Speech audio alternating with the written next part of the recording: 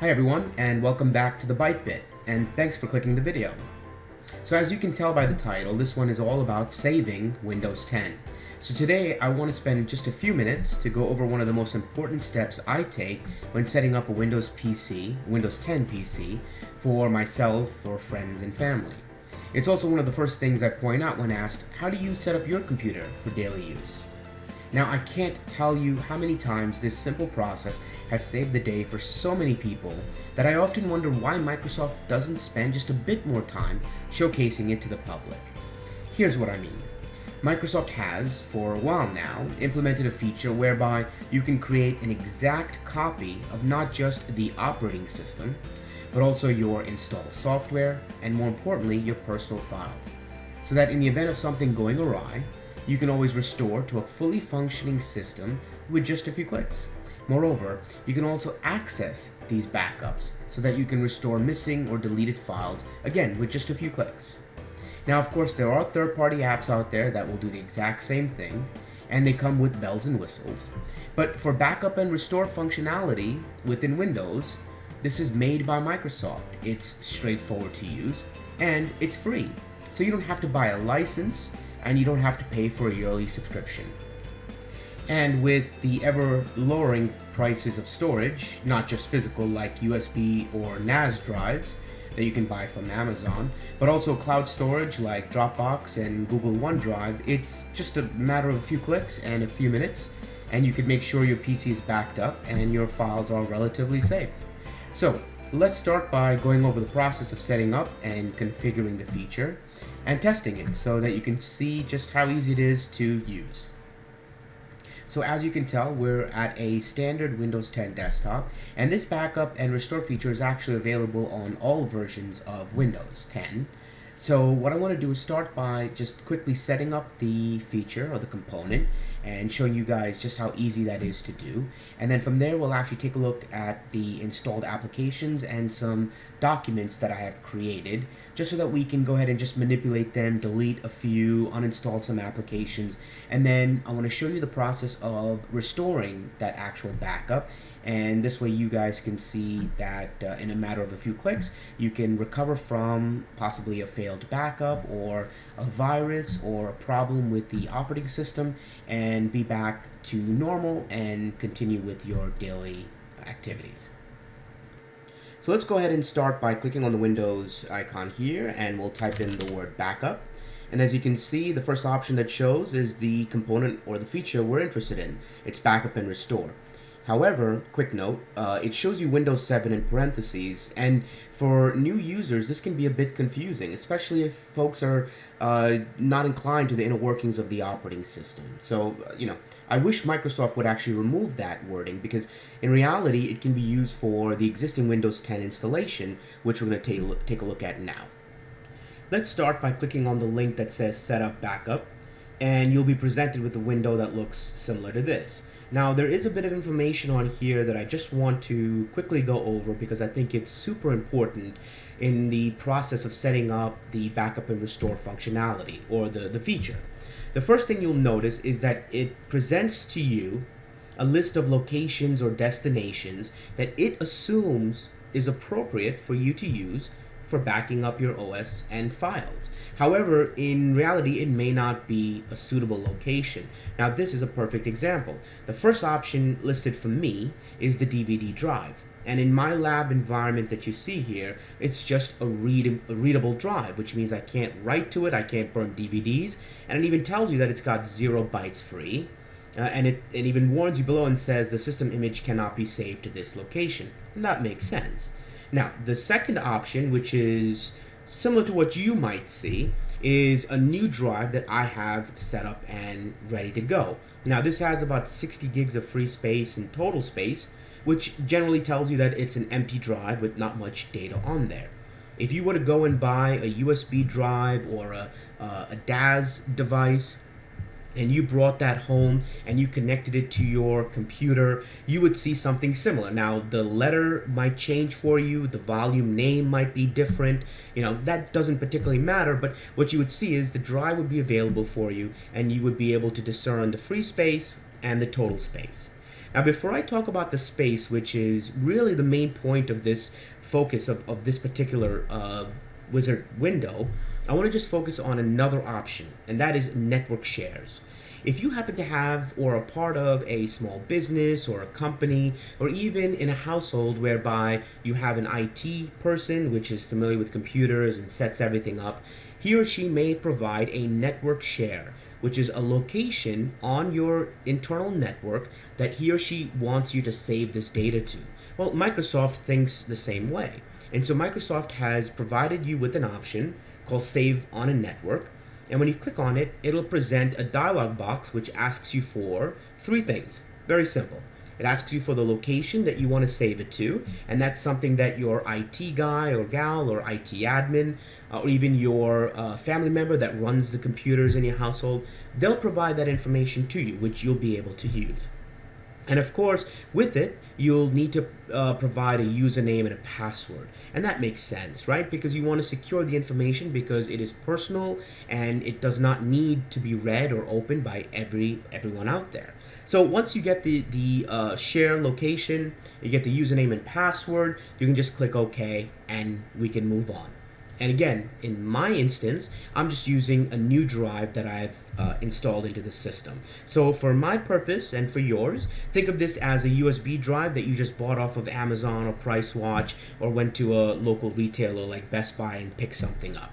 And this is what we're going to use for the setup and configuration of this component.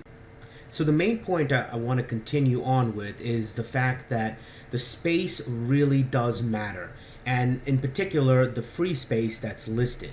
And so the reason I make this point is twofold. The first thing is that we really don't want just one backup image.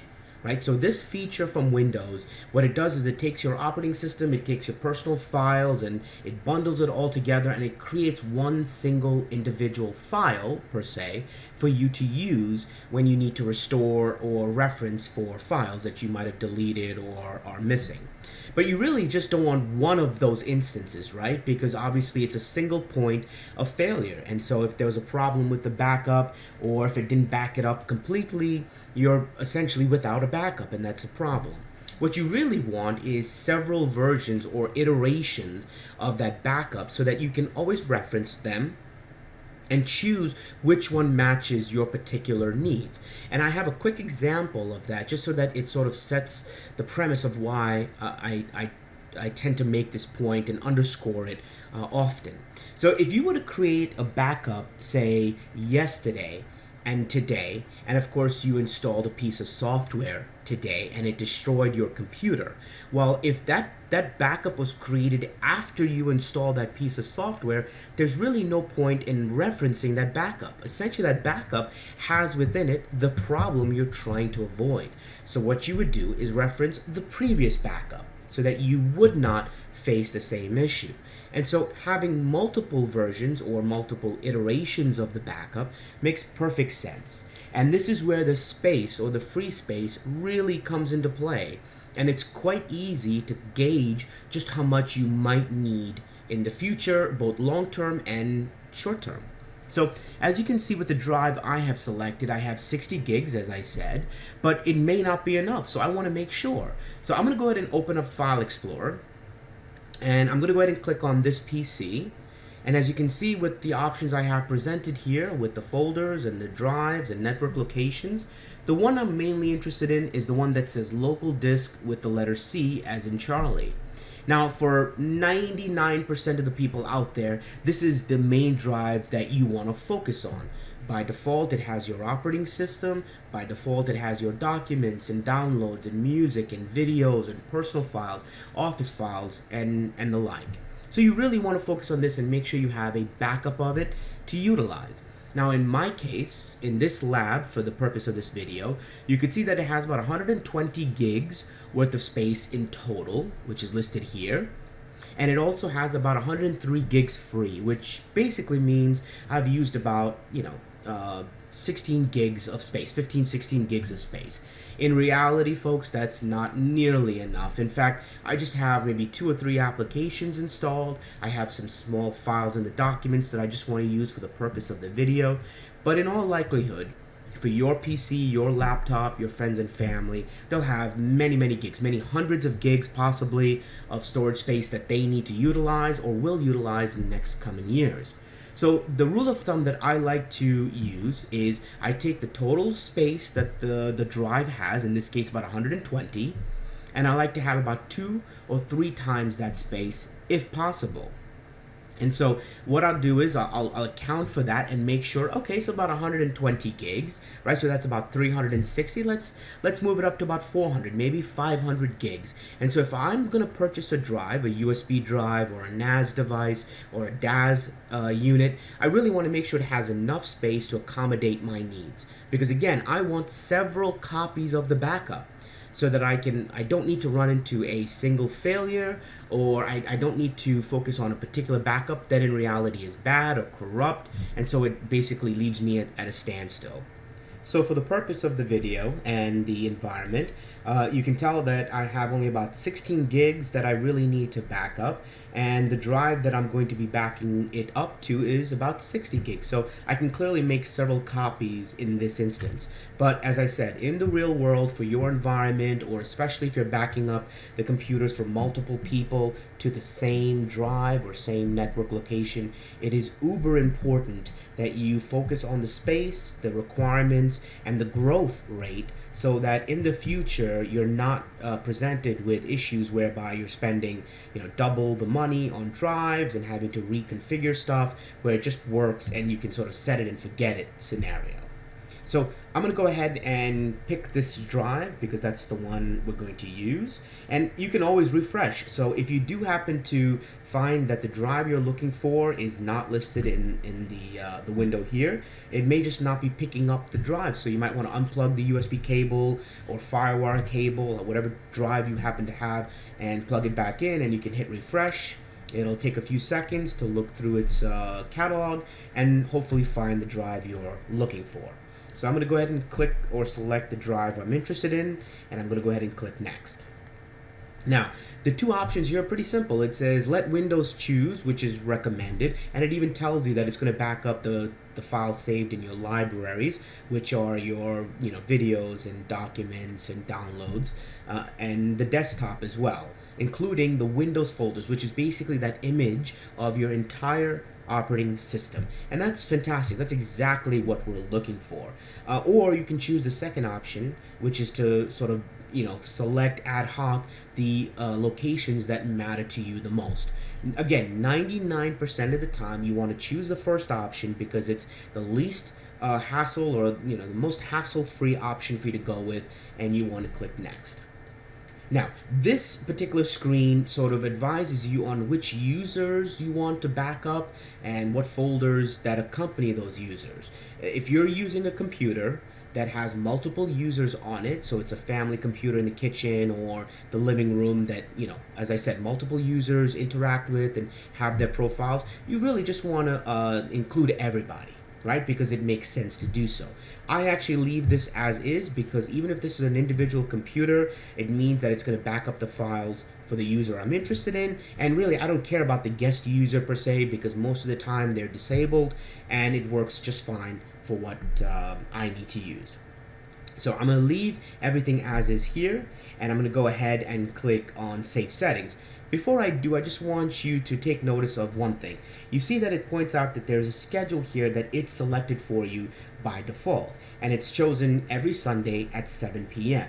Now, if you feel that that schedule isn't adequate for you, or that you feel that 7 p.m. is really a bad time to do it because most of the family is using the computer and it's going to run slow, then you really just want to click on Change Schedule, and you can actually select the frequency, the time of day, obviously in the day itself, of how often you want to run this backup. And again, very simple, very straightforward, some drop-down options that you can choose from. You can choose the particular day of the week if you need to. You can choose the time that you want it to run on. I'm going to go ahead and leave it on monthly for now, just because of the video. And I'm going to say that I want it to run on the first of the month, and I want it to run at 7 p.m. And of course, you can choose whatever time you'd like.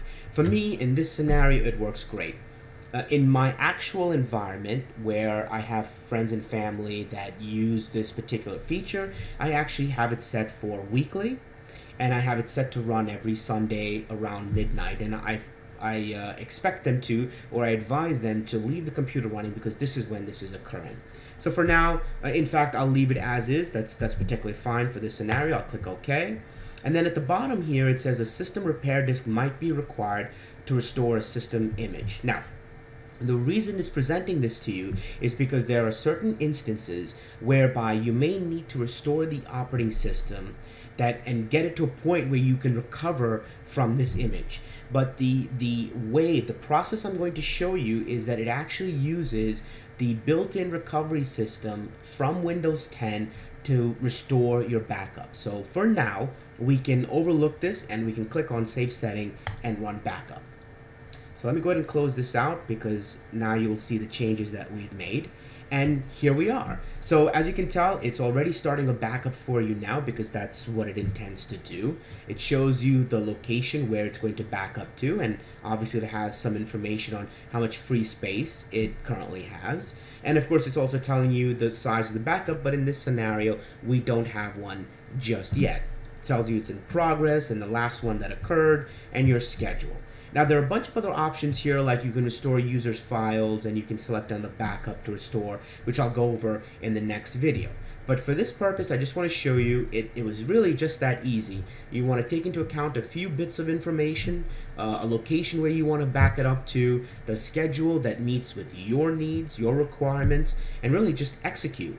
And so I'm going to pause the video for a quick second and I'll wait until it finishes, and when it comes back, we'll go over the changes that it's made so far.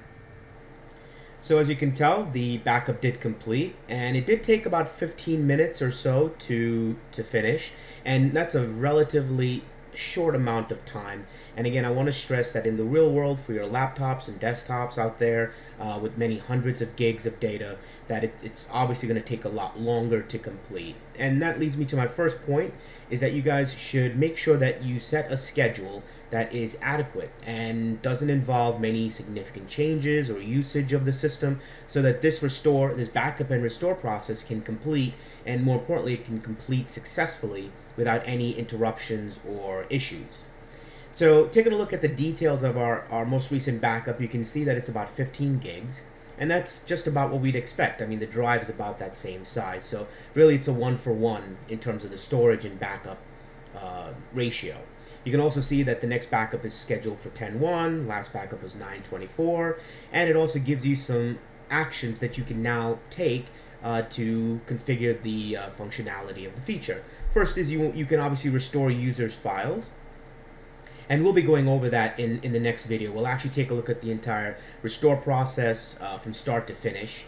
But it also lets you choose another backup to restore from. And this I mentioned earlier in the video, in that we really want to have a couple of copies of the backup in the storage location or on the USB drive or wherever it is that you're storing these files to, so that you can reference them based on your needs. And again, in the second video, we'll actually take a look at those options for us and see which ones make sense based on what changes or breaks that we implement into the operating system.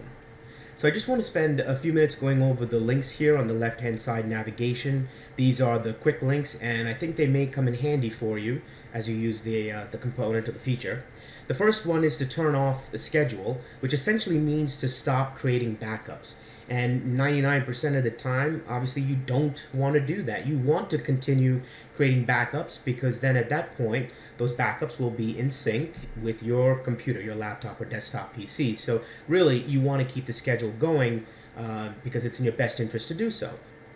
Now that being said, there may be an instance where you would need to turn off the schedule because you're trying to replace the hard drive or the USB drive that you're storing the backups to, or this may be your secondary backup software solution. You may already have a backup solution in place, like Image for Windows, that already does your nightly, weekly, and so forth backups for you. So this just may be an ad hoc option that you're utilizing because you're trying to safeguard yourself against a change you're about to make. Maybe you're installing a piece of software that you're not sure how it's going to play or react with the operating system. So there are a number of ideas that would come up, or instances that would come up, whereby you might want to turn off the schedule just temporarily.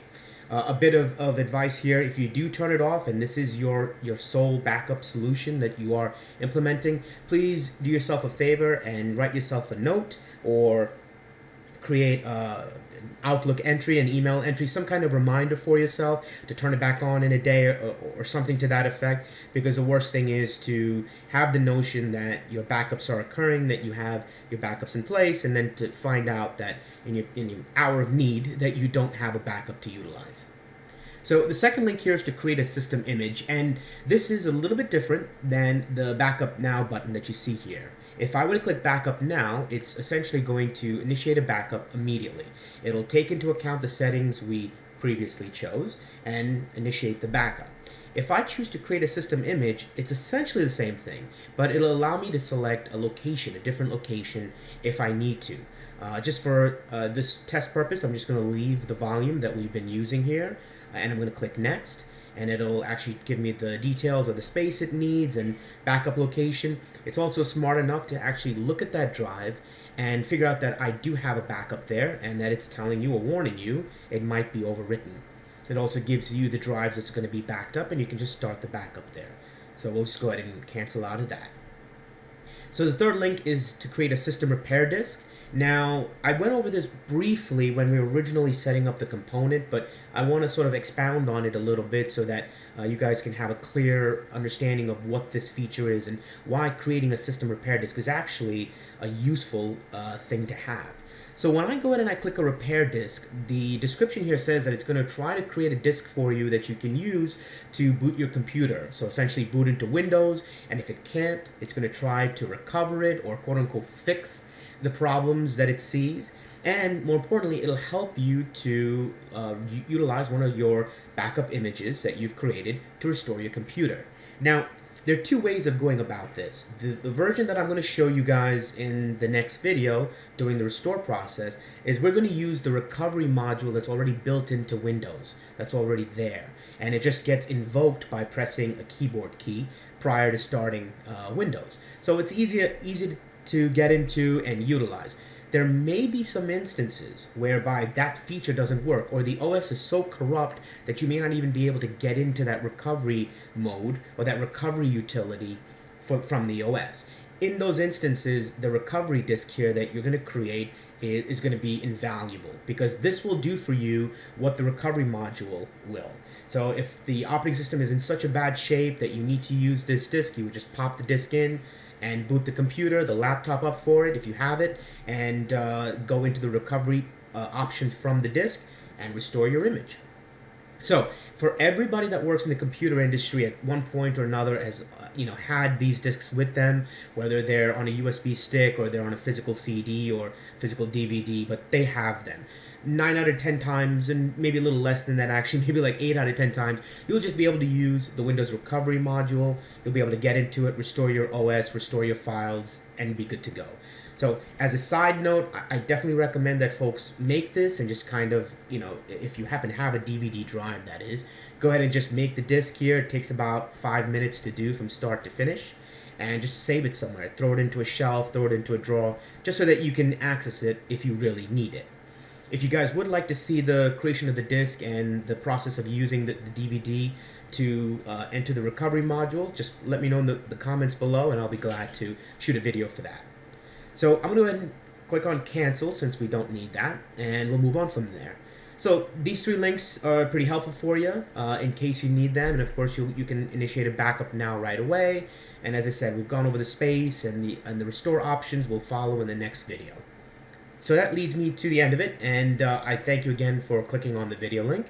I hope you guys found this interesting and helpful in some form or fashion. And again, if you have any questions, please throw them into the comments below, and I'll be happy to help as best as I can. And I hope to see you guys in the next one. Take care.